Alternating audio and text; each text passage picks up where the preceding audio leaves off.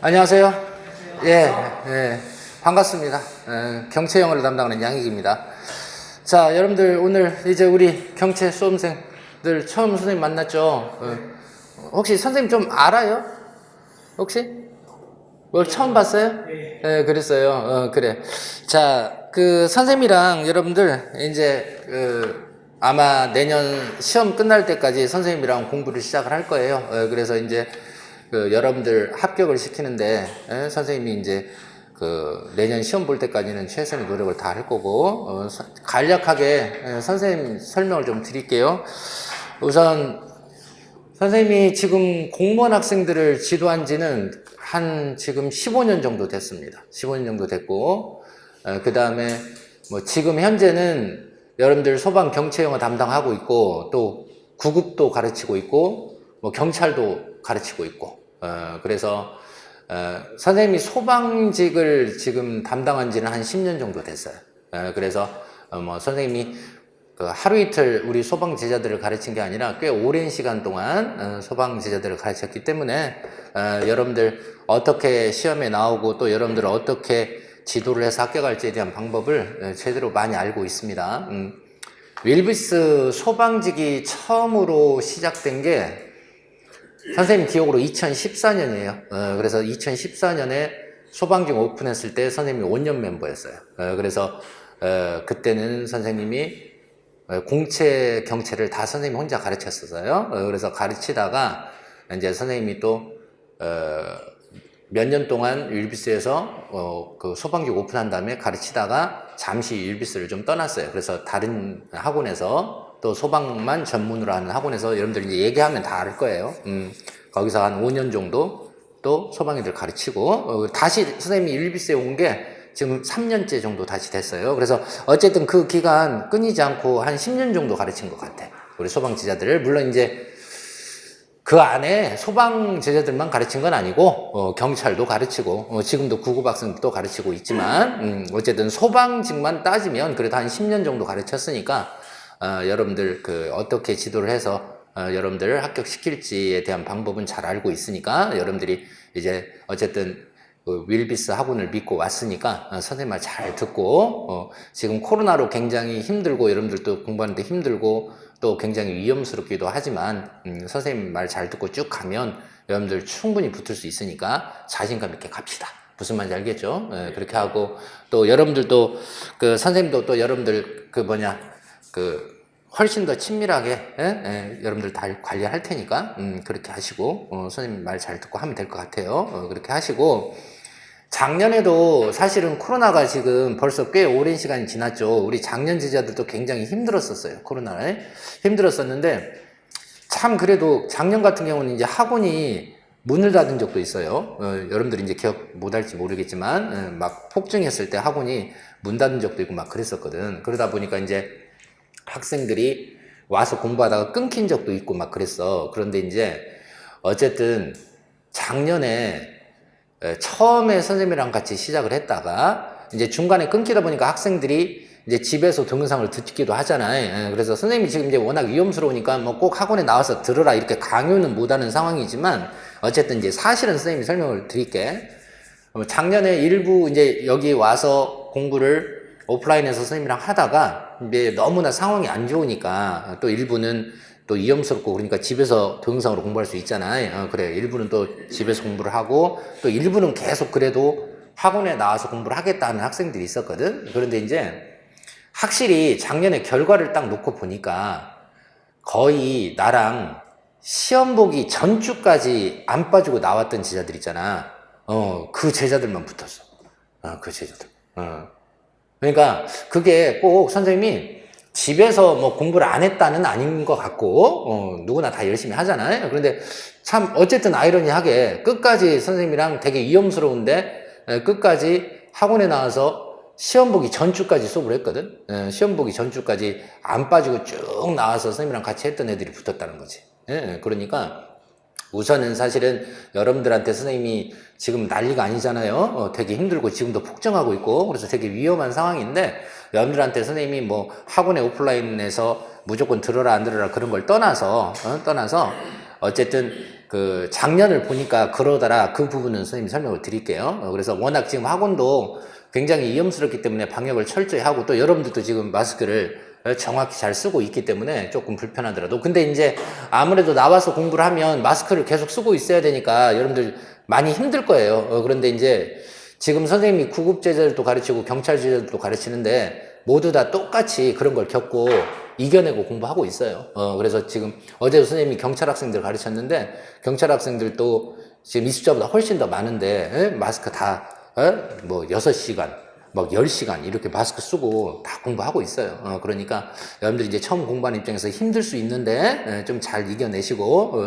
뭐 이 상황이 워낙 전국적으로 전 세계적으로 어려운 상황이니까 여러분들 그렇게 이해하시고 우선 꾸준히 선생님이랑 같이 쭉 가다 보면 좋은 결과가 있을 거예요. 무슨 말인지 알겠죠? 그래서 그렇게 가시고 선생님이 우선 수업 들어가기 전에 좀 과정에 대해서 선생님한테 좀 듣는 게 좋을 거예요. 앞으로 이제 우리가 내년 4월에 시험을 기준으로 했을 때 어떠한 과정 속에서 진행을 하는지에 대한 설명을 드릴게요. 자, 우선 지금 7월, 8월 있죠? 7월, 8월.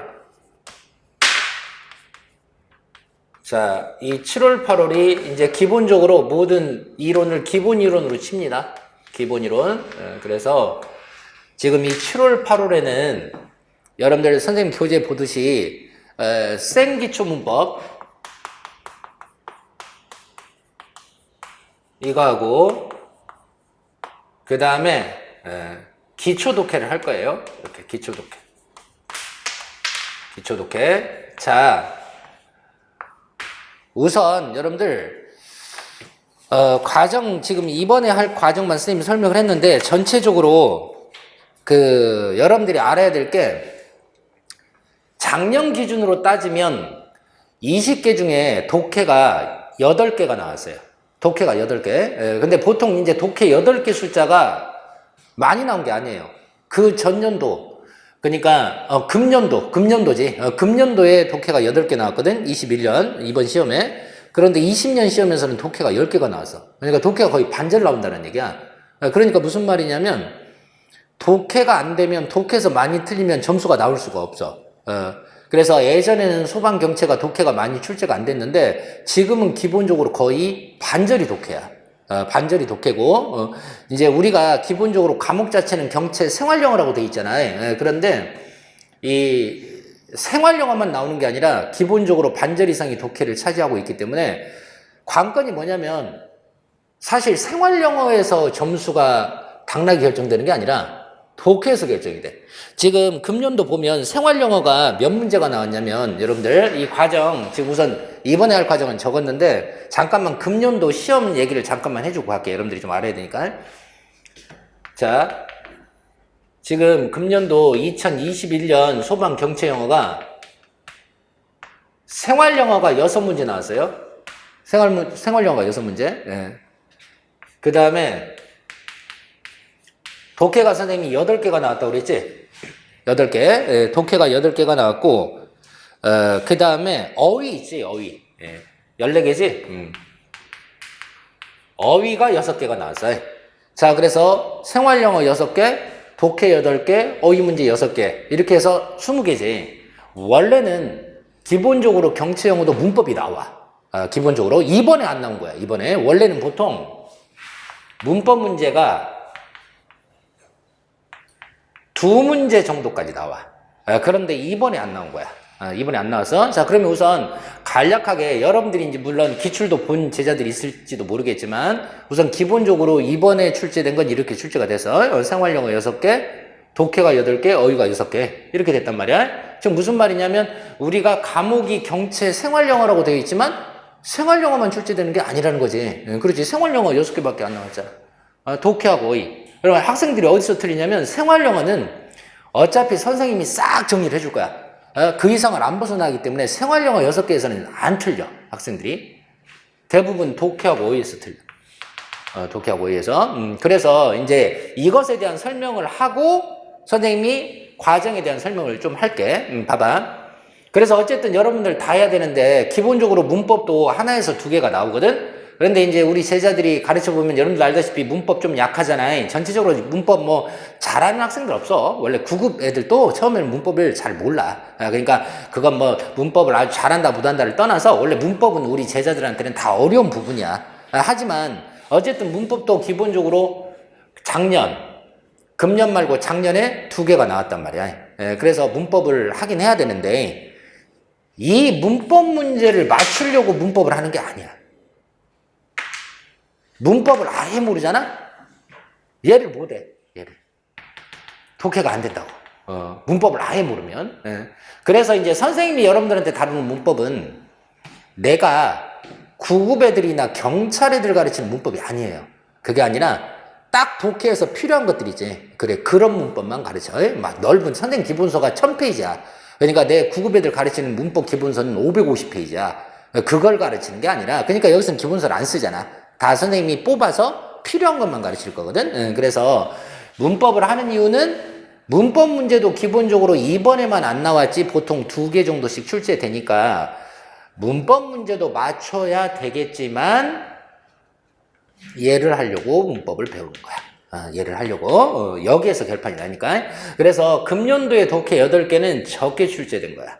기본적으로 50%, 요즘 경체 영어도 독해가 10개씩 나와. 10개씩 나오기 때문에 기본적으로 글을 읽고 해석이 안 되면 독해에서 많이 틀린단 말이야. 그래서 여러분들 그렇게 아시고 전체적으로는 싹 다뤄야 돼요. 생활영어도 다룰 거고 독해도 다룰 거고 어휘도 다룰 거고 문법도 다룰 겁니다. 이렇게 다 다룰 거라는 걸 그렇게 아시고, 그러면 이제 과정 속에서 이걸 다 다룰 건데 어떻게 갈 거냐지. 어떻게 할 거냐? 우선 7월 8월에는 생 기초문법, 아주 문법 중에서 필요한 거야. 왜 그러냐면 지금 문법을 안 다루잖아? 그러면 11월 달에 문법을 다룰 수가 없어. 왜냐면 11월 달에 문제를 풀어야 되잖아. 기출문제도 풀고 또 선생님이 만든 문제도 풀고 그때는 문제 위주로 많이 가기 때문에 지금 여러분들은 그나마 좀 빨리 들어왔어. 보통 7월 달에 들어온 애들이 제일 공부가 어느 정도 꽉 잡혀. 물론 이제 9월 달에도 더 애들이 많이 들어올 거야. 9월 달쯤에도. 그런데 7월 달에 좀 일찍 들어온 애들이 빨리 잡힐 수가 있어. 왜 그러냐면 7월 달에 이 과정이 지나가면 그 다음에는 똑같은 과정을 못 한단 말이야. 그렇지? 그래서 우선 여유가 됐을 때 아주 필요한 기초 문법을 하고, 독해가 사실은 어느 정도 수준으로 나오냐면 독해가 한 고등학교 1학년에서 어려우면 고등학교 2학년 독해 모의고사 그 정도 수준으로 나와. 한 고1 정도 수준으로 나오거든.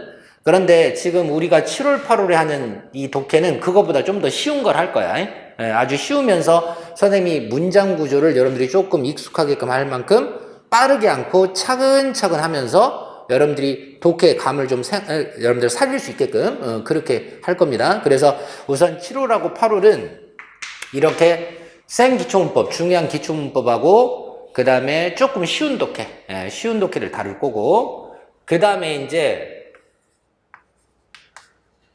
9월하고 10월이 들어가면, 여러분들 9월하고 10월이 들어가면 본격적으로 뭐 기본적으로 특채 영어는 뭐 심화 이론이다 이러기보다는 심화 이론이라고 하지만 무엇을 다루는지 설명을 해줄게. 자, 9월 10월 들어가면 얘가 본격적으로 다룰 거야. 생활영어를. 생활영어 모두 정리할 거야. 그런데 이 생활영어가 어떻게 출제가 되냐면, 선생님이 자 이번에 총평하고 한 걸 내가 일부러 뽑아왔어. 여러분들 꽤 됐는데 시험 본 지가. 그런데 일부러 선생님 컴퓨터에 있는 걸 뽑아왔는데, 생활영어는 2가지로 출제가 돼. 예를 들어서 일상생활영어가 출제가 되고, 그 다음에 2번째 소방생활영어 출제가 돼. 소방생활영어 여러분들 이렇게 2분야로 출제가 됩니다. 자, 그런데 지금 이번에 금년도에 출제된 게 비율이 어떻게 되냐면 일상생활영어 5개야. 소방생활영어 1개야.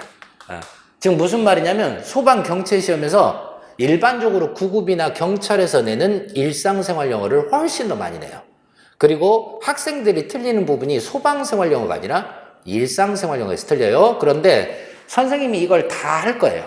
이걸 일상생활영어도 시험에 나오는 표현, 이디엄까지 싹 정리를 할 거고, 그 다음에 소방생활용어도 싹 정리를 할 거야. 그걸 언제? 9월 달에. 9월 달에. 그래서 9월 달에 생활영어를 다 정리를 할 거고, 그 다음에 이 어휘 문제도 일상적인 어휘가 있고 소방과 관련된 어휘가 있어. 일반적인 어휘 시험 문제가 있고 소방과 관련된 어휘 문제가 있거든. 예를 들어서 방화. 그러면 영어로 불 내는 거 방화가 뭐야? arsen이거든. arson. 이게 방화라는 뜻이야. arson. 불 내는 거에. 그러면 이런 것도 나오고 사실은 시험에. 아니면 이거 말고 그냥 일반적인 어휘 문제이지. 그래? 그런 것도 나온단 말이야. 그런데 이것도 소방과 관련된 어휘가 이번에 몇 개 나왔냐면 1개밖에 안 나왔어. 그냥 영어 문제가 나온 거야. 그러니까 일반적인 어휘 문제가 5개. 그 다음에 소방과 관련된 소방 어휘 문제가 1개. 그러니까 여러분들이 생각할 때 소방 경찰 시험이 정말 소방과 관련된 것만 다 낼 것 같지만 아니다 그 얘기야. 그냥 영어 문제야. 영어 문제. 선생님이 다 분석을 한 거야. 그래서 그냥 일반적으로 우리가 기본적인 실력으로서 푸는 어휘 문제. 그거하고 이렇게 arson 방화나 아니면 소화기, fire extinguisher 이런 거 같은 소방과 관련된 어휘 문제는 1개밖에 안 나왔다는 거지. 응? 그러니까 기본적으로 영어라는 걸 공부를 해야 된다는 얘기야. 영어라는 걸. 그래서 9월, 10월 달에는 이렇게 생활영어에다가 이런 소방 어휘하고 시험에 나올 만한 어휘를 정리를 할 거야. 어휘를 정리를 할 거고, 그 다음에 여기에다가 추가적으로 독해 필수 문법 할 거야. 독해 필수 문법에다가, 그 다음에 여기서는 기초 독해를 다뤘지. 기초 독해를 다뤘는데, 여기서는 조금 심화 독해, 시험 수준의 심화 독해를 다룰 겁니다. 그러니까 이제 9월, 10월 달에 제일 많이 해요, 공부를. 생활영어 다 정리를 하고, 그 다음에 소방시험에서 많이 언급하는 어휘도 정리를 하고, 일부 문법도 여기서 빠진 거 필요한 거 하고, 그 다음에 독해도 지금 이번에 한 것보다는 더 어려운 거, 시험 정도 수준의 독해를 합니다. 그래서 9월, 10월 달에, 원래 과정이 9월, 10월 달에 이게 사실은 제일 중요한 과정이야. 이게 제일 중요한 과정인데, 그 전에 이걸 해놓고 들어가면 훨씬 더 여러분들이 따라오기가 쉬워. 지금부터. 그래서 이 9월, 10월 과정이 제일 중요하고, 그때는 전반적으로 다 다루니까. 생활용어도 그때 싹 정리를 해야 되고, 그래서 9월, 10월 과정이 이제 우선은 중요하고, 기본적으로는 이때가 이제 대부분 우리 공채영어 같은 경우는 심화이론이라고 하는데, 이제 이게 끝나면 그다음부터는 이제 주구장창 이때까지 이론을 우리 경채는 싹 정리를 할 거야.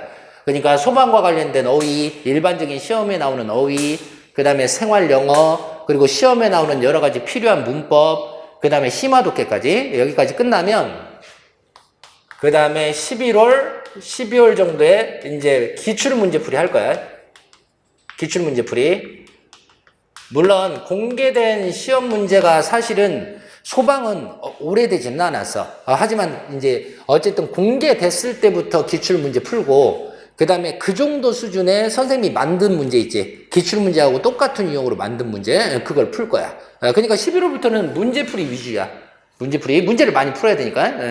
그리고 기출문제 풀이를 하고, 그 다음에 12월이 끝나고 1월부터 이제 시험 들어갈 때까지는 3월이라고 하자. 이때까지는 그냥 전범위 문제풀이를 한단 말이야. 전범위 문제풀이. 이렇게 들어간단 말이야. 그래서 4월 달에 시험이 들어가. 이렇게 과정이 돼 있어. 그래서 여러분들이 지금 언제까지 신경을 많이 써야 되냐면, 이때까지는 공부를 많이 해줘야 돼. 이때까지는. 왜 그럴까? 물론 문제풀이 들어가면 문제풀이에서 시험에 출제되는 어휘 문제도 풀 거고, 그 다음에 생활영어 문제도 풀 거고, 독해도 풀 거고, 문법도 풀지만, 문제풀이라는 건 내가 공부를 해놓고 내가 실력이 어느 정도 되는지를 확인하는 게 문제풀이 아니냐. 즉 무슨 말이냐면 지금 7, 8, 9, 10월 이때 공부를 많이 해둬야 문제를 풀 때 여러분들이 훨씬 더 수월하게 문제를 풀겠지. 그리고 또 문제풀이 한 것도 외워야 될 거 아니야. 모르는 독해 나오는 단어도 외워야 되고, 또 선생님이 만든 문제도 외워야 되고, 생활용어 표현도 외워야 되고. 그런데 그 전에 공부를 많이 해두는 거야.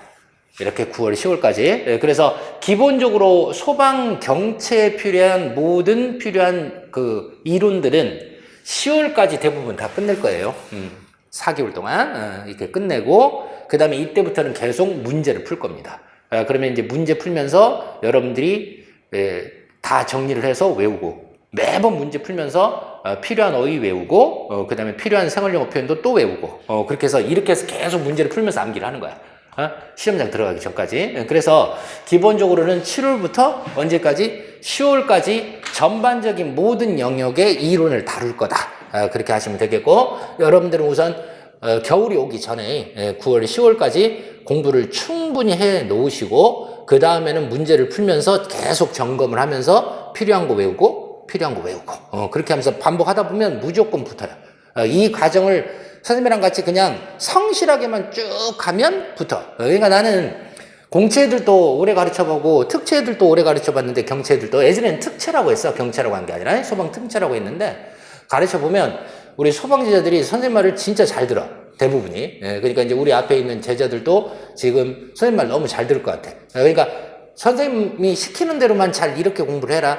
이렇게 공부를 해라. 그것만 잘 따라오면 그냥 이 과정을 잘 따라오면 마지막에 가서는 합격 점수가 나올 수밖에 없어. 왜 그러냐면 이번에 경채 시험 문제도 작년보다도 더 훨씬 쉬웠어. 차라리 작년이 좀 더 어려웠거든. 그러니까 물론 금년도 경채 시험보다 또 내년에 좀 어려울 수는 있어. 그런데 여러분들이 못 풀 정도 어려운 문제가 아니야.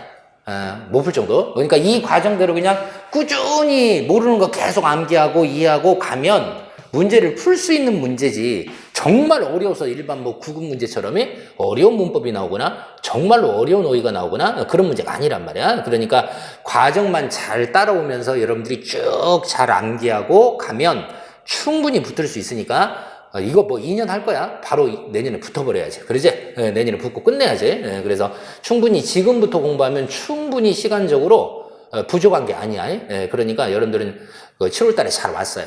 잘 왔고, 지금부터 이제 9월 달에도 또 우리 제자들이 들어올 거예요. 그런데 지금부터 미리미리 조금 한 두 달 먼저 공부를 하면 훨씬 더 여러분들이 합격에 가까워지니까 그렇게 하시고 선생님이랑 같이 공부를 하면 되는 겁니다.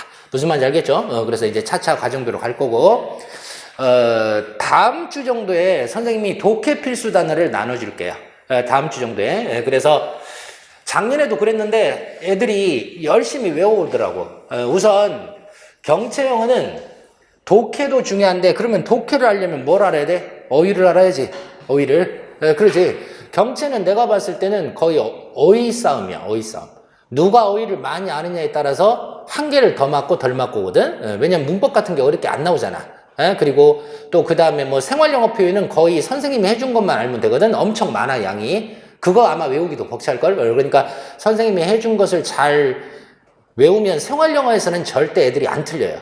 일상생활영어도 그렇고 선생님 다 정리를 해줄 거니까. 그러니까 안 틀리는데 문제는 어휘를 그렇게 외워도 우리 제자들이 틀리는 부분이 어디냐면 어휘하고 독해거든. 어휘하고 독해. 그래서 다음 주 정도에 선생님이 어휘를 여러분들한테 조금 외울 수 있는, 스스로 공부할 수 있는 어휘를 좀 제공을 할 거예요. 그렇게 해서 선생님이 이제 어떻게 진행할 것인지에 대해서 조금 다음 주에 추가적으로 좀 설명을 할게요. 그래요. 그렇게 하시면 됩니다. 책 한번 펴볼래요? 이번에 책. 앞으로 이번 7, 8월은 어떻게 여러분들 선생님이 수업을 진행할 거냐면 우리가 지금 4시간이죠? 이렇게 할 겁니다. 2시간, 문법만 4시간 하면 지금 교재가 문법하고 독해로 나뉘어져 있죠? 그래서 그 2시간은 문법을 진행을 하고 2시간은 그리고 뒤에 넘겨보면 지금 우리 재봉교재 4페이지부터는 문법이고 그 다음에 재봉교재 33페이지지 여기서부터는 기초 독해란 말이야.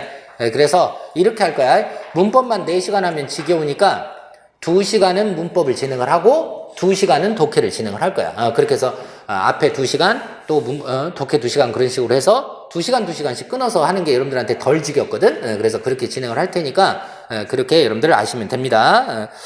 오늘은 이렇게 할 거예요. 오늘만 2시간 지금 이제 오리엔테이션 한 30분 했는데 오늘만 그 3번째 시간까지 문법을 좀 진행을 할게요. 오늘만. 그리고 마지막 시간에 독해를 하고 다음 주부터는 뭐 특별히 오리엔테이션 같은 거 없이 바로 수업을 진행을 할 거니까 다음 주부터는 2시간 2시간 그렇게 진행을 하도록 할게요. 오케이. 그렇게 합시다. 자, 수업을 한번 해봅시다. 자, 몇 페이지를 꺼내시냐면 여러분들 4페이지부터 시작을 합니다. 4페이지. 기초문법.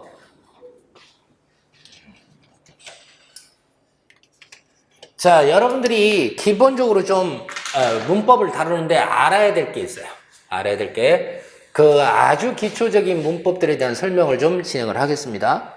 자, 여러분들 우선 첫 번째 챕터 1이 뭐냐면 팔품사하고 구와 절이죠. 그러니까 영어 단어가 가지고 있는 팔품사에 뭐가 있는지, 그리고 팔품사의 역할하고 구가 뭐고 절이 뭔지에 대한 설명이 돼 있어요. 자, 그러면 여러분들 이 품사가 뭐냐면 영어의 모든 단어는 품사가 있는데 이 품사는 바로 영어의 단어가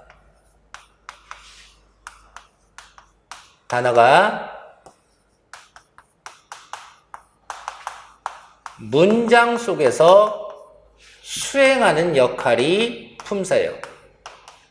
영어의 단어가 문장 속에서 수행하는 역할. 자, 그러면 이게 무슨 말인지를 설명을 해드릴게. 자, 우선 영어는 기본적으로 품사가 모든 단어가 품사가 있는데 다 합해서 몇 개냐면 8개야. 그걸 우리가 흔히 영어의 팔품사라고 하지. 그러면 어떤 품사가 있는지 보자. 품사를 따로 설명하는 게 아니라 품사하고 뭐랑 같이 알아야 되냐면 구별해서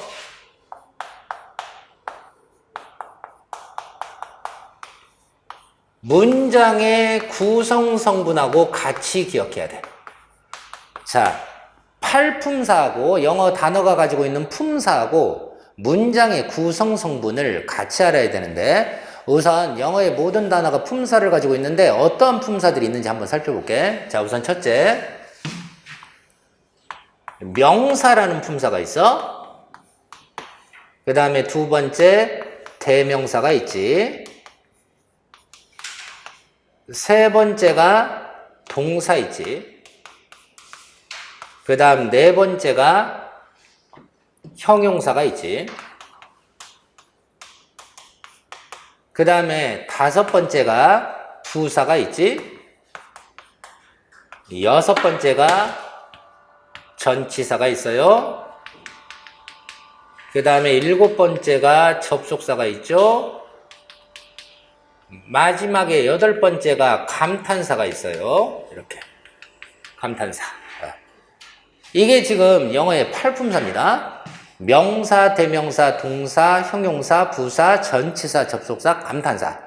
원래 영어에서 감탄사는 잘 사용하지 않기 때문에 기본적으로는 칠품사라고 생각을 하면 돼. 칠품사. 자, 그런데 자, 선생님이 이 품사를 적고 여기에다가 또 뭘 적었냐면 문장의 구성 성분이라는 걸 적었지. 자, 영어 문장을 구성하는 성분은 무엇이 있냐면